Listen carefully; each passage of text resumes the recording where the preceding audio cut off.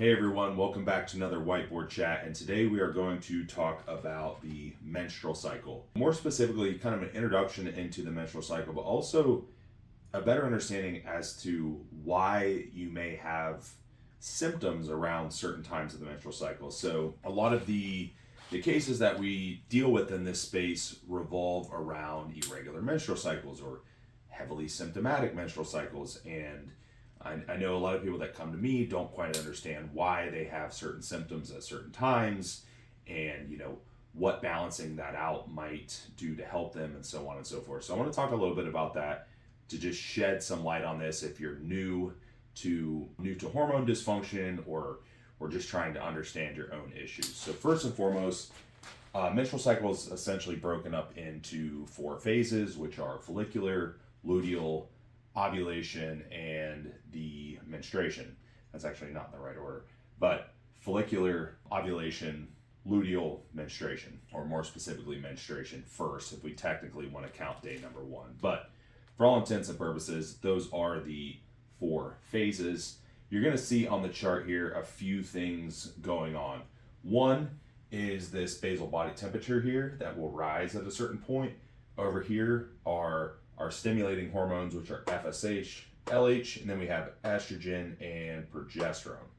And then we also have an illustration of the ovum and the uterus and showing you what this looks like in terms of shedding. So let's talk about the phases just a little bit and help you guys understand why you may have certain symptoms at certain times. The follicular phase is more of a preparation phase, maturing the egg, getting ready for ovulation, and then we end up around day 14, roughly, or it should be around day 14, we should have ovulation. What you're going to see here is that during this time, we'll see basal body temperature goes up, and that is why some people use a basal body temperature tracking of sorts, whether it's an app or keeping track of it in some way. That's why that's going to happen. There's going to be a slight, or there should be a very slight body temperature increase. This is pretty subtle. We're talking anywhere from 0.3 to 0.5 degrees potentially, can vary up and down, but somewhere in that realm. And we're also seeing during this period a spike in luteinizing hormone, right? And with this, we are getting somewhat of a spike in FSH, but we're also seeing estrogen goes way up. And then once we enter luteal phase, our progesterone will spike. Estrogen is going to be slightly lower than progesterone at this point. So right around this point of the cycle is where we start noticing most of the symptoms. And this happens for a few reasons. One, a lot of people are estrogen dominant. When we have an incorrect ratio of estrogen to progesterone, this spike can get really big, and we're not having enough of this spike. So this ratio here can be off, and we'll have an estrogen dominant type of period, which can cause the person to be quite symptomatic during the time around ovulation, but also during the luteal phase, which are generally the phases in the cycle where most symptoms are occurring. So these can cause things like really extreme PMS, cramping, headaches. If you have any type of symptoms related to histamine and immune system, they tend to flare up. Mast cells can be overly activated. You can be dumping a lot of histamine, so a lot of inflammation, a lot of headaches, migraines, things like that. That's generally going to occur around this phase of the cycle. When we're looking at a client's lab work or Dutch test or whatever it might be, we're seeing a lot of issues with estrogen to progesterone ratio, especially seeing more specifically low progesterone in most people, but also some cases where estrogen is actually high and progesterone's low. So we have an extremely high ratio of estrogen to progesterone during those phases. Now, during that time, we can also see irritation in the GI tract because these hormones will affect gastric motility. So we'll see, constipation, gassiness, bloating, things like that. So again, around day 14 to 21, you normally do see the majority of the symptoms, and maybe slightly past that. Some of this will depend on the length of the cycle. Contrary to popular belief, a lot of people actually think of menstruation itself, the actual period, as a time where symptoms are going to be heavy, and generally that's actually not the case.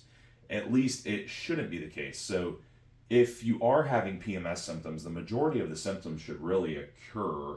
And by the way, you should have some PMS symptoms if your hormones are fluctuating correctly. The majority of those symptoms should occur around that ovulation and luteal phase. And then they should actually subside quite a bit when menstruation starts at the beginning of the cycle.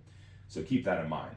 And then you'll see over here in that follicular phase after menstruation, everything's pretty chill. Progesterone's pretty much flatlined all the way until luteal. Estrogen's pretty low until we get close to ovulation. LH, FSH, they aren't really stimulating a whole lot at this point. And that's why we normally see things like lowest body weights on body weight trends during those periods, because there's less inflammation, less water retention, less digestive issues. So, for me, especially, when I'm looking at body weight trends in females that have normal menstrual cycles or relatively normal menstrual cycles, I'm looking at these things over, months. I almost looking at like menstrual cycle body weight trends of here's where we were at in follicular phase last month. Here's where we're at in luteal phase last month. And I can make comparisons and see trends that way rather than doing like a week to week comparison, which can get tricky because of these fluctuations. That's also where we normally are seeing the best, the best mood, the least digestive upset, all those things that we would normally see over here. So that's just kind of a real simplistic breakdown of what those phases look like. So as a recap, during menstruation, symptoms can be mild, maybe moderate, but should be pretty mild. Going into follicular phase, again, should be pretty mild as hormone status is pretty calm. Moving into ovulation, we have this spike in estrogen and LH. So we're stimulating, we're getting ready. And then we have this subsequent spike in progesterone during luteal. So through day 14 to 21, or maybe even clear out to around 28, depending on your cycle, can be pretty symptomatic in that 2 week span. And then again, everything will calm down after the uterus starts shedding. I hope this was helpful to some of you in understanding why you might be having certain symptoms at certain times. And as you work through your health journey, hopefully this will give you some insight.